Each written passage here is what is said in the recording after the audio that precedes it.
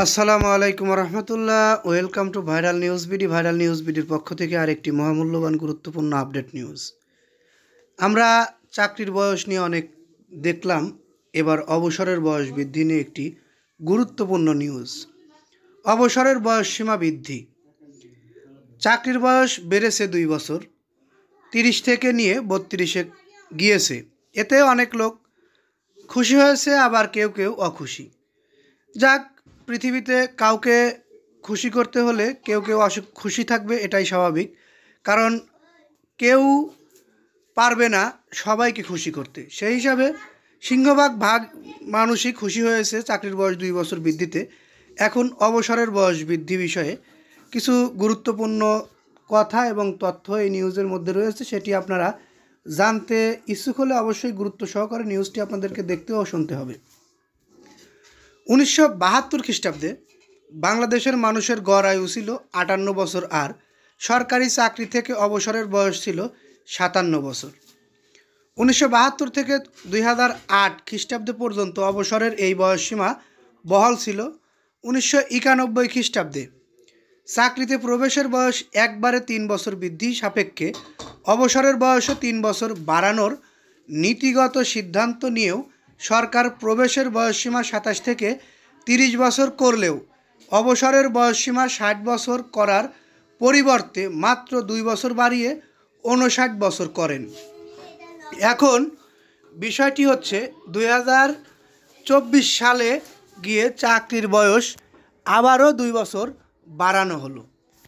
এখানে 1991 খ্রিস্টাব্দের পর দীর্ঘ 33 বছর অতিক্রান্ত হয়েছে। মানুষের গড় আয়ু বেড়ে বর্তমানে 72.3 বছর হয়েছে, অথচ চাকরি থেকে অবসরের বয়সসীমা বাড়ানোর যৌক্তিক বিষয়টি এখনও গৃহীত হয়নি।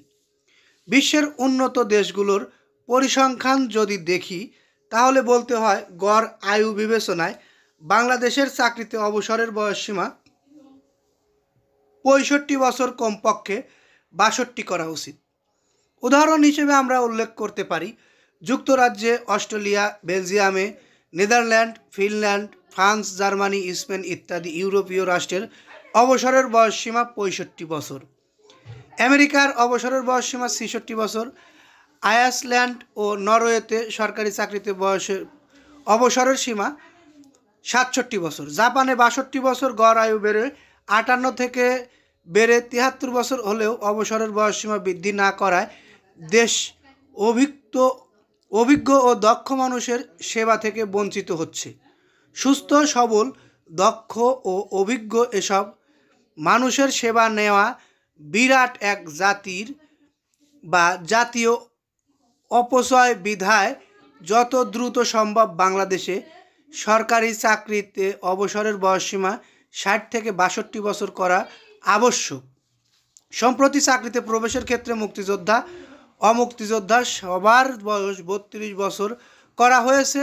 সাধারণরা 59 বছর বা 59 বছরে, আবার মুক্তিযোদ্ধা পরিবারের সদস্যরা 60 বছরে অবসরে যান। এই অবসরের ক্ষেত্রেও বৈষম্য নিরসন করে মুক্তিযোদ্ধা, অমুক্তিযোদ্ধা উভয়ে অবসরের বয়স 60 বছর করা হোক। লেখক অবসরপ্রাপ্ত স্কুল শিক্ষক, বগুড়া। যাই হোক, নিউজটি যদি ভালো লেগে থাকে লাইক, কমেন্ট, শেয়ার করবেন। পরবর্তীতে আমাদের থেকে গুরুত্বপূর্ণ সকল আপডেট পেতে অবশ্যই চ্যানেলটি সাবস্ক্রাইব করে বেল বাটন অন করে রাখবেন।